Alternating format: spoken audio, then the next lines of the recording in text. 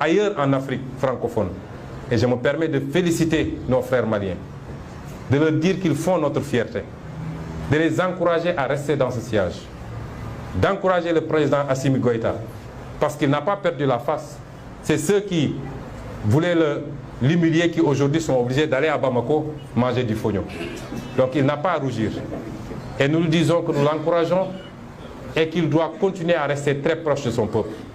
Parce qu'en politique, il n'y a que cette réalité. Il faut faire de la politique pour son peuple.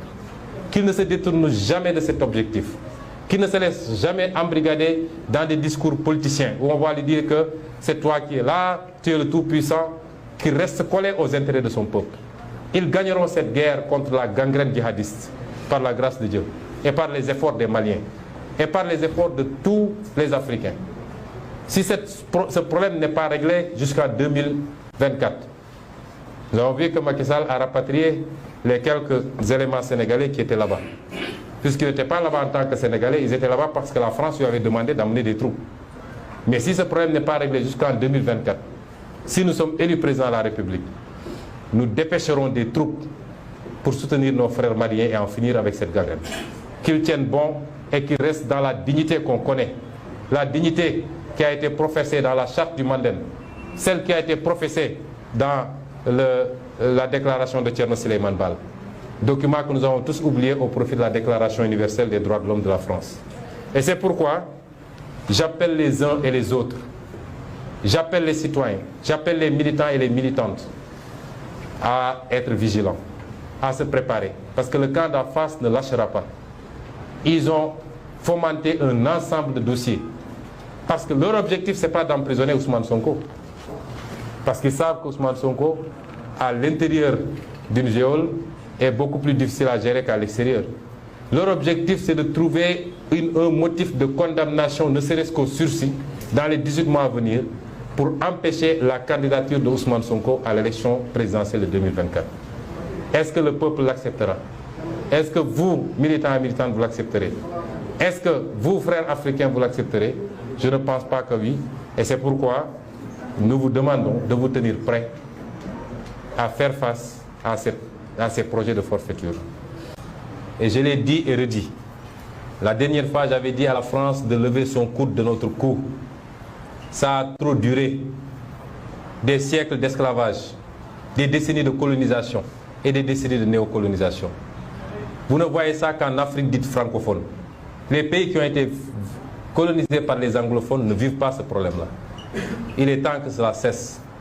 La France doit avoir la dignité de l'Allemagne, qui ne repose sur aucune colonie et qui est la première puissance économique de l'Europe. Elle doit avoir la dignité de la Norvège, du Danemark, de toutes les autres puissances, pays européens. Elle doit avoir la dignité de voler de ses propres ailes enfin et de continuer de sucer le sang de ses ex-colonies. Si c'est ça, ne pas aimer la France, je ne l'aime pas. Et ce discours n'est pas dirigé contre le peuple français. Il est entendu, écouté, mais il est dit surtout par beaucoup d'acteurs politiques, d'intellectuels, d'universitaires en France. Il est dit par une bonne partie du peuple français. Ce n'est pas un antagonisme entre nous et le peuple français, il faut qu'on se comprenne bien. Nous avons initié des contacts très poussés avec une partie de la classe politique française. Nous discutons. À la veille des élections législatives, nos staffs respectifs se sont rencontrés à Paris, ont discuté, ont sorti des communiqués conjoints. Nous n'avons pas un problème global avec la France. Mais nous tenons et nous défendrons notre souveraineté. Ce qui est en jeu et qui fait que la France s'agite, au point que dans certaines interventions, on essaie d'établir des liens entre nous et M. Vladimir Poutine. Je tiens à dire que nous n'avons de lien avec aucune puissance étrangère à ce jour. Aucune. Nous n'avons rencontré ou parlé à aucune puissance étrangère à ce jour. Nous ne sommes pas dans cette logique. Dans notre entendement, il n'est pas question de casser une domination pour tomber sur une autre domination. Aujourd'hui, il y a des puissances montantes qui interviennent ici au Sénégal et qui ont des pratiques beaucoup plus nocives que les pratiques françaises, qui viennent nous imposer leurs entreprises, jusqu'à la sous-traitance, qui refusent même que des entreprises sénégalaises sous-traitent, qui ne consomment même pas ce qu'on produit au Sénégal. Tout est importé de chez eux. Ces puissances-là sont beaucoup plus nocives dans la forme de coopération que la France même. Dans notre entendement, il ne s'agit pas d'échanger une domination contre une autre.